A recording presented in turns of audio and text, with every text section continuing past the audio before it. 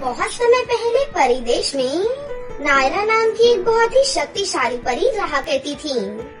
फिर एक दिन परी अपने जादुई कपड़े धोकर उन्हें सुखाने के लिए रस्सी के ऊपर टांग देती है और वहाँ से चली जाती है। लेकिन दोपहर में अचानक वहाँ पर बहुत तेज तूफान आ जाता है और उन कपड़ों के बीच टंगा जादुई नायरा सूट तूफान के साथ में हवा में उड़ जाता है। फिर हवा में उड़ते उड़ते वो जादुई नायरा सूट पृथ्वी की एक नदी के किनारे पहुंच जाता है। अरे वाह, यहाँ का नजारा तो बहुत खूबसूरत है। आखिरकार मुझे उस परी से छुटकारा मिल ही गया। अब मैं अपने तरीके से अपनी जिंदगी जीऊंगा। फिर थोड़ी देर के बाद गांव की कुछ लड़कियां नदी से पानी भरने के लिए वहां पर आती हैं। तभी उनकी नजर उस जादुई नायरा सूट पर पड़ती है। नायरा सूट को देखकर सभी लड़कियां लालच में पड़ जाती हैं। अरे ये तो नायरा सूट है जो आजकल बहुत ट्रेंड में चल रहा है। और देखो ये नायरा सूट तो बहुत ही खूबसूरत है। आखिर ये यहाँ कैसे आया? और वो देखो उस पर ढेर सारे चमकदार हीरे भी लगे हैं। अरे ये हीरे तो दिखने में बहुत ही कीमती लगते हैं। चलो इस नायरा सूट को उठाकर अपने गांव में लेकर चलते हैं। उसके बाद इस पर लगे सारे हीरे बाजार में बेच देंगे, जिसके बाद हमारी गरीबी दूर हो जाएगी। उसके बाद वो सभी लड़कियां उस जादुई नायरा सूट को उठाने के लिए उसके पास जाने लगती हैं। लेकिन तभी अचानक वो जादुई नायरा सूट एक विशाल नायरा सूट के रूप में बदल जाता है। अच्छा, तो तुम सब मुझे पकड़कर अपने साथ अपने गांव में लेकर जाना चाहती हो? तुम सब गंदी लड़कियां हो। तुम्हारे पुराने कपड़ों से कितनी बदबू आ रही है। छी छी, मुझसे दूर रहो तुम लोग। अरे ये तो बात करने वाला जादुई नायरा सूट है। सुनो जादुई नायरा सूट, हम सब बहुत गरीब हैं। अगर तुम हमें सिर्फ एक एक हीरे ही दे दोगे तो हमारी गरीबी हमेशा के लिए दूर हो जाएगी। कृपया करके हमें हीरे दे दो। लेकिन वो जादुई नायरा सूट अपनी शक्ति से उन सभी लड़कियों के बालों में आग लगा देता है। देखते ही देखते सभी लड़कियों के बाल पूरी तरह से जल जाते हैं और वो सभी गंजी बन जाती हैं। फिर वो सभी लड़कियां रोते हुए वहाँ से भाग जाती हैं। उस दिन के बाद से जादुई नायरा सूट उस नदी पर कब्जा कर लेता है। फिर जब भी कोई इस नदी के पास पानी भरने के लिए या मछली पकड़ने के लिए जाता तो जादुई नायरा सूट उसे डरा कर वहाँ से भगा देता था। इस तरह घमंडी नायरा सूट की वजह से गांव के सभी लोग बहुत ज्यादा परेशान हो गए थे, क्योंकि उस इलाके के ज्यादातर लोग नदी से मछलियाँ पकड़कर अपना गुजारा किया करते थे। फिर एक दिन ये बात उस राज्य की राजकुमारी को पता चलती है।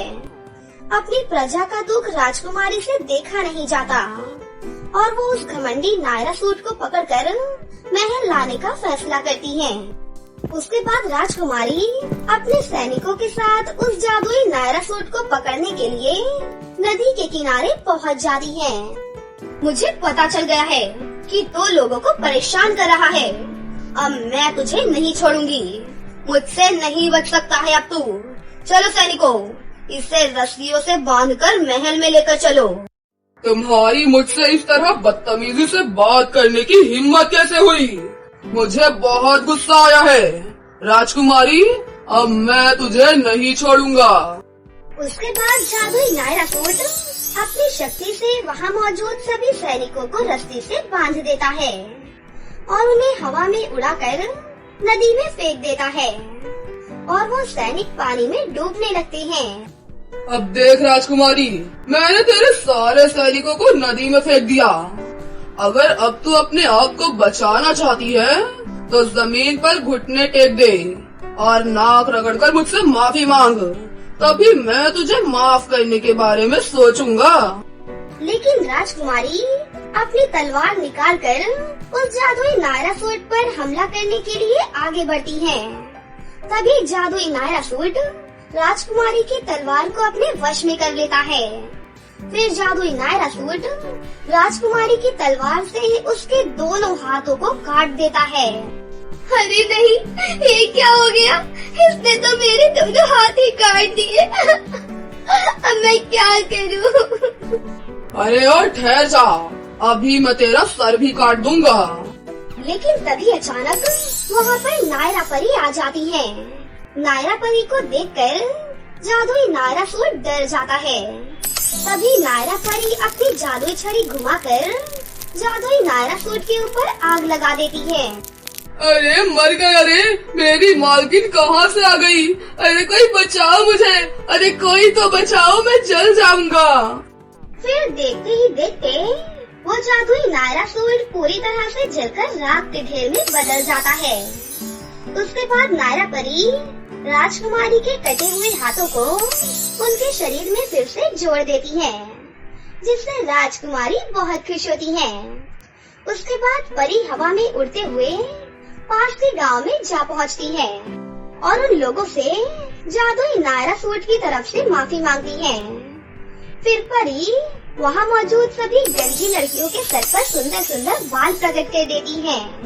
साथ ही उन सभी को ढेर सारे सोने के सिक्के देकर वापस अपने परिदेश चली जाती है। इस तरह घमंडी नायरासुर को उसके किए की सजा मिल जाती है। दूसरी तरफ अब सभी गरीब लड़कियाँ अमीर बनकर एक खुशहाल जीवन जीने लगती हैं। पारुल एक कुरियर कंपनी में काम करके अपनी बहन की पढ़ाई का खर्चा उठाती थी। कुरियर सर्विस की मालकिन शर्मिला बहुत ही लालची और मतलबी औरत थी। वो पारुल से ज्यादा काम कराकर उससे बहुत कम पैसे देती थी।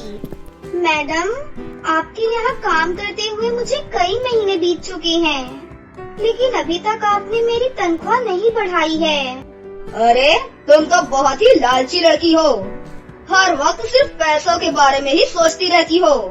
देखो, मैं तुम्हारी तनख्वाह नहीं बढ़ा सकती। अगर तुम्हें काम करना है तो ठीक है, वरना मैं तुम्हें निकाल कर किसी दूसरी लड़की को रख लेती हूँ। ये सुनकर पारुल बहुत घबरा जाती है। नहीं नहीं मैडम, मुझे निकाल कर किसी और लड़की को मत रखिए, मैं इसी तनख्वाह पर काम कर लूंगी और आज के बाद कभी भी आपसे शिकायत भी नहीं करूंगी। एक दिन पारुल की बहन जानवी कॉलेज से जल्दी घर आ जाती है। अरे क्या हुआ जानवी, तुम कॉलेज से बहुत जल्दी आ गई? दीदी, मैंने कॉलेज की फीस नहीं भरी थी ना, इसीलिए कॉलेज से मेरा नाम काट दिया गया है। ये सुनकर पारुल बहुत दुखी हो जाती है और बोलती है, हे ऊपर वाले, सारा दिन मेहनत करने के बाद भी मैं इतने पैसे नहीं कमा पाती कि तुझे ठीक तरह से पढ़ा सकूं। मुझे माफ कर दे मेरी बहन। कोई बात नहीं दीदी, अभी हमारा बुरा वक्त चल रहा है, लेकिन देख लेना, एक दिन सब कुछ ठीक हो जाएगा। फिर एक दिन उस शहर में सबकी मदद करने वाली एक परी अपने सर पर ढेर सारे कपड़े लेकर सड़क से जा रही थी कि अचानक उसे चक्कर आ जाता है और वो बेहोश होकर गिर पड़ती है। तभी वहाँ से कुरियर के पार्सल लेकर पारुल गुजर रही थी। पारुल उस परी को देखकर उसकी मदद के लिए उसके पास पहुँच जाती है और उसके चेहरे पर पानी की छींटे मारकर उसे होश में ले आती है। फिर पारुल उस परी से पूछती है, अरे परी जी, आप ठीक तो हो ना? क्या हुआ बोलो? मेरी मदद करने के लिए तुम्हारा बहुत बहुत शुक्रिया बेटा, लेकिन आप इतने सारे कपड़े लेकर कहाँ जा रही थी? मैं एक परी हूँ और मैं परियों के लिए कपड़े बनाने का काम करती हूँ। सामने वाली पहाड़ी के पीछे परियों की कॉलोनी है। ये सारे कपड़े मुझे वहाँ पहुँचाने हैं, लेकिन मेरे जादुई परों में कुछ खराबी आ गई है, इसीलिए मैं पैदल ही कपड़े लेकर जा रही थी, जिस वजह से मुझे चक्कर आ गया। आप फिक्र मत करिए परी जी, आप बस मुझे एड्रेस दे दीजिए, मैं ये सारे कपड़े वहाँ पहुँचा दूंगी। फिर परी पारुल को परियों की कॉलोनी का एड्रेस दे देती है। उसके बाद पारुल सारे कपड़े अपनी साइकिल पर रखकर उन्हें परियों की कॉलोनी में पहुंचा देती है।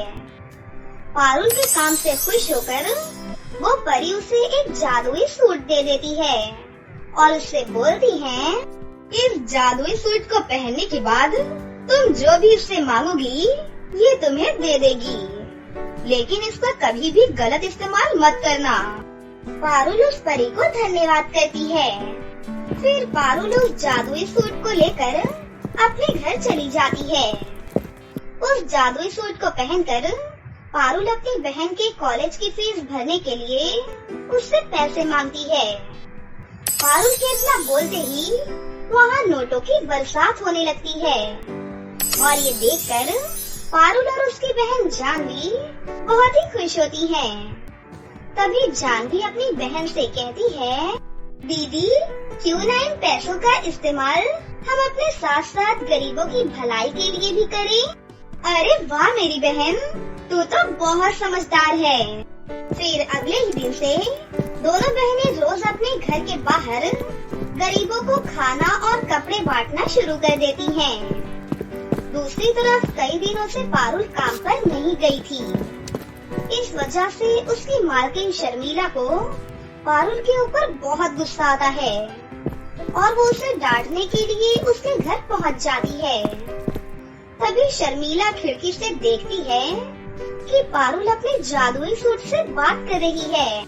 सुनो जादुई सूट, आज मुझे एक गरीब लड़की की शादी करवानी है, तो उसके लिए मुझे ढेर सारे सुंदर सुंदर गहने दे दो।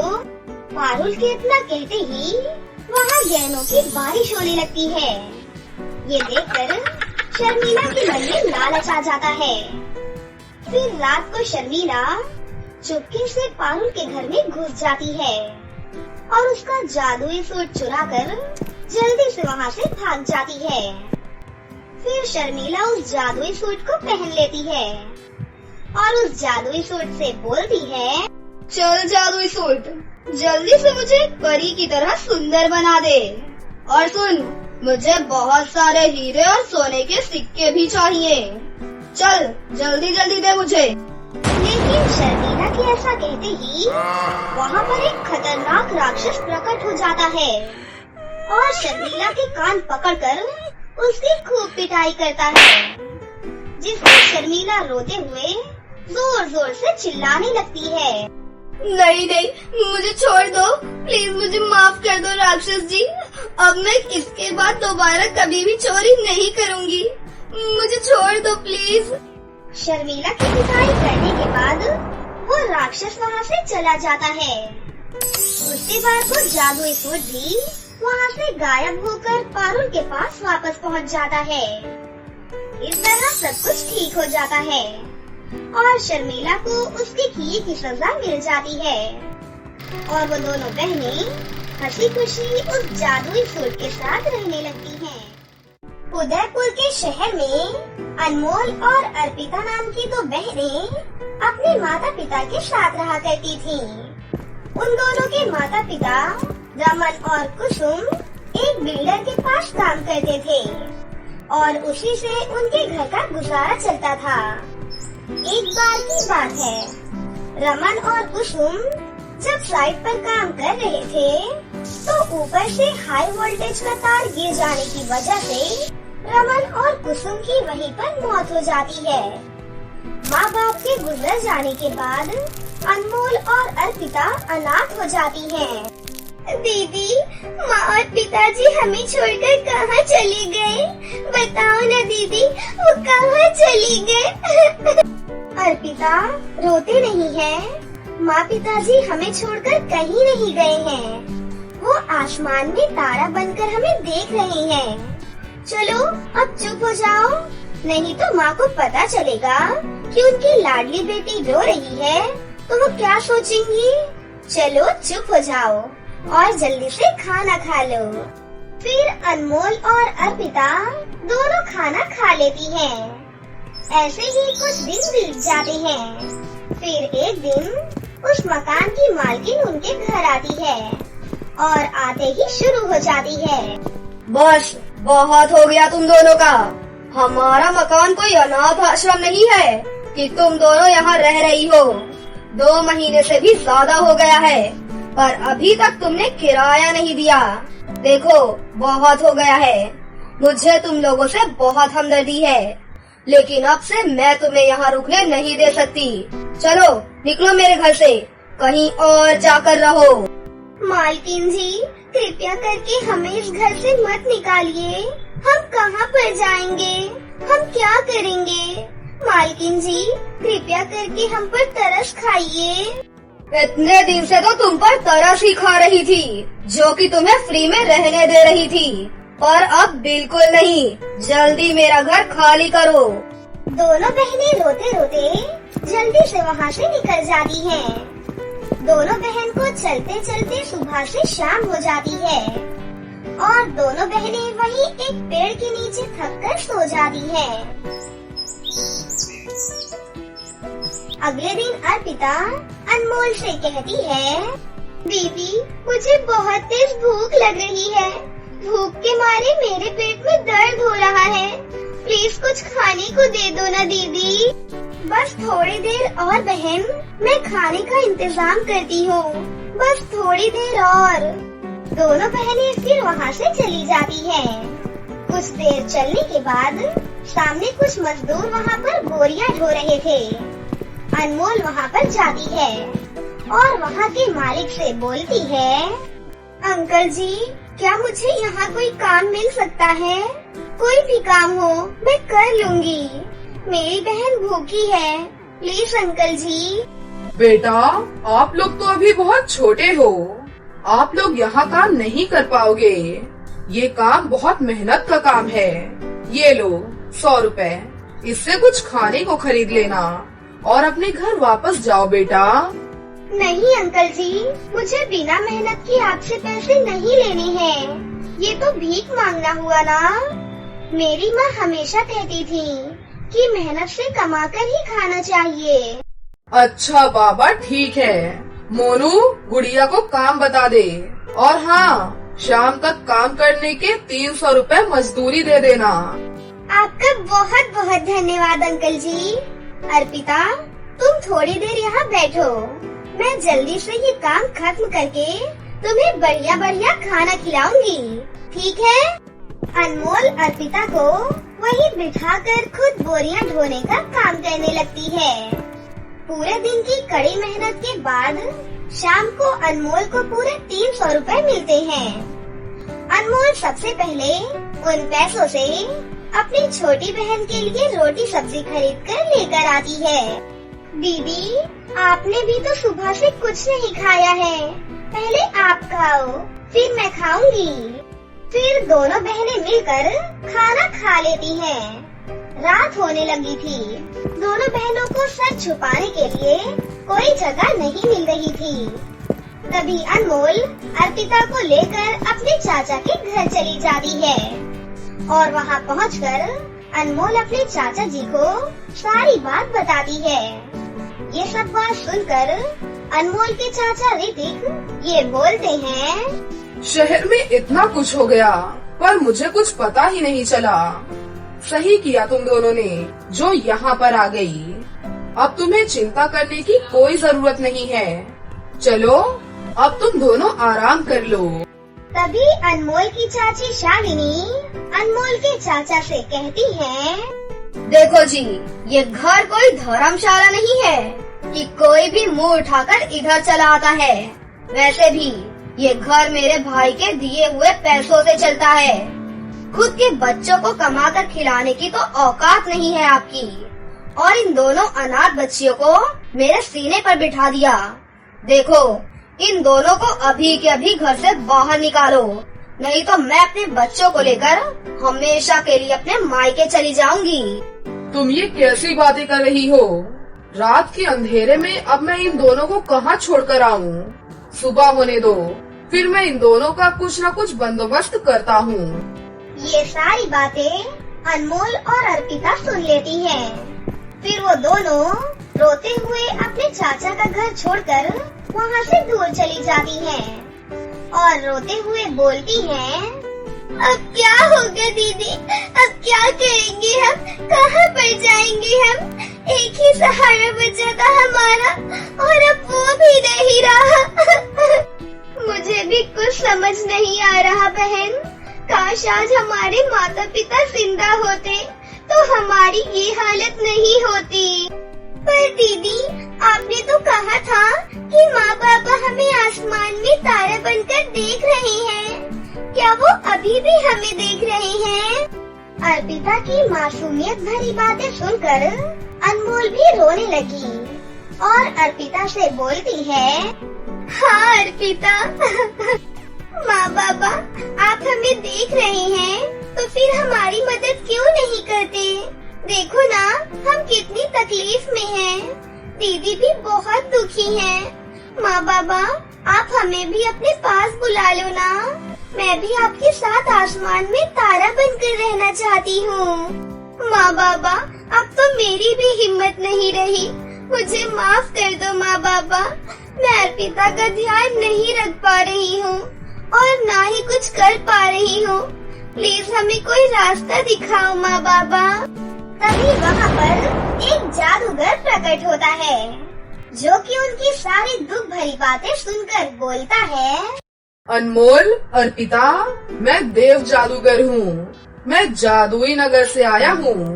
मुझे तुम्हारे माता पिता ने तुम्हारी मदद करने के लिए भेजा है।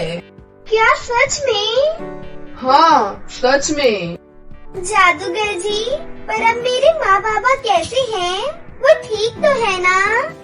हाँ, वो लोग बिल्कुल ठीक हैं। वो लोग बहुत ही अच्छे हैं।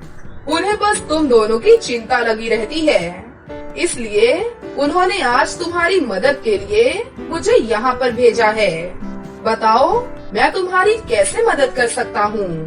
फिर अनमोल और अर्पिता जादूगर को अपनी सारी परेशानी बताती हैं। जादूगर जी, हमारे पास सर छुपाने के लिए ना ही छत है और ना ही खाना खाने के लिए पैसा। अब आप ही बताइए जादूगर जी, हम कहाँ जाएं और किससे मदद मांगे? तुम दोनों को अब चिंता करने की कोई जरूरत नहीं है। आज से तुम्हारी सारी परेशानी खत्म। ये लो, ये जादुई 2 सोने चांदी के सूट हैं। ये सोने का सूट अनमोल तुम्हारे लिए और दूसरा ये चांदी का सूट अर्पिता तुम्हारे लिए। अनमोल, तुम अपने सोने के सूट को पहनकर जो भी बोलोगी वो सब तुम्हें मिलेगा और अर्पिता, तुम्हारे चांदी के सूट से तुम्हें बहुत सारा सोना, चांदी और धन दौलत मिलेगा। अच्छा, अब मैं चलता हूँ। अपना ध्यान रखना बच्चों। इतना बोलकर देव जादूगर वहाँ से गायब हो जाता है।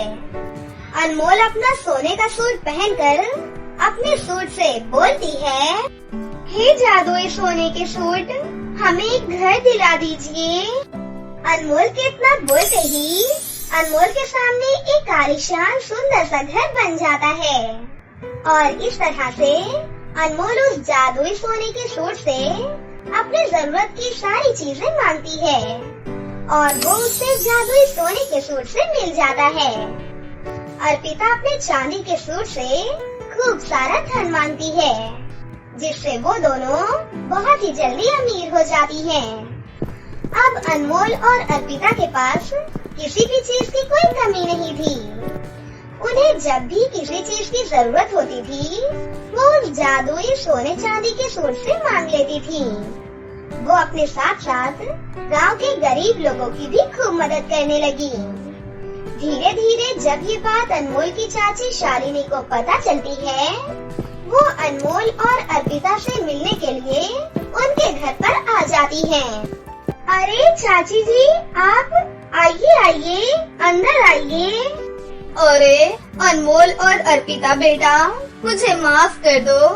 वो तो उस दिन यूं ही मेरे मुंह से अनाप शनाप निकल गया था।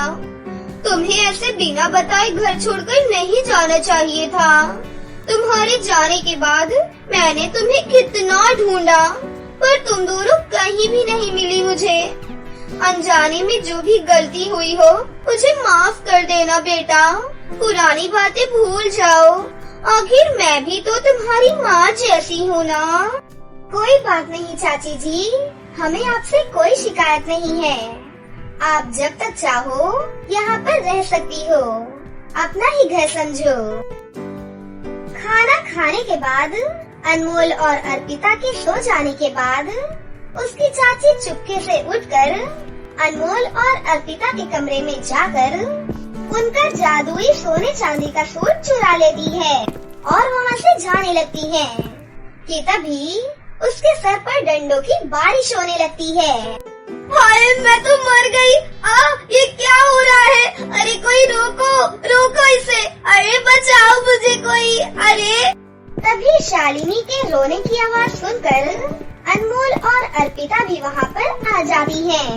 अरे चाची जी, ये क्या हो रहा है और आप इतना चिल्ला क्यों रही हो? मुझे माफ कर दे बेटा, मैं लालच में आकर तुम्हारे जादुई सोने चांदी के सूट को चुरा कर भाग रही थी, इसीलिए मेरी ये हालत हो गई। मैं तुमसे हाथ जोड़कर विनती करती हूँ बेटा, इस डंडे को रोक ले, नहीं तो तेरी चाची आज ही स्वर्ग पधार जाएगी। प्लीज बेटा। जादुई सोने चांदी के सूट, मेरी चाची को माफ कर दो और उन्हें मत मारो और उन्हें जाने दो। अनमोल के इतना बोलते ही जादुई डंडा रुक जाता है और उसकी चाची वहाँ से उल्टे पैर भागती है। फिर कभी भी वो अनमोल और अर्पिता को परेशान नहीं करती। फिर अनमोल और अर्पिता खुशी खुशी अपना जीवन गुजारने लगती हैं। तो दोस्तों, कैसी लगी आपको हमारी ये कहानी? अगर आपको हमारी कहानी अच्छी लगी हो तो इसे जरूर लाइक करें, साथ ही हमारे चैनल को सब्सक्राइब भी कर लें और बेल आइकन को दबाना ना भूलें। मिलते हैं अगली वीडियो में। धन्यवाद।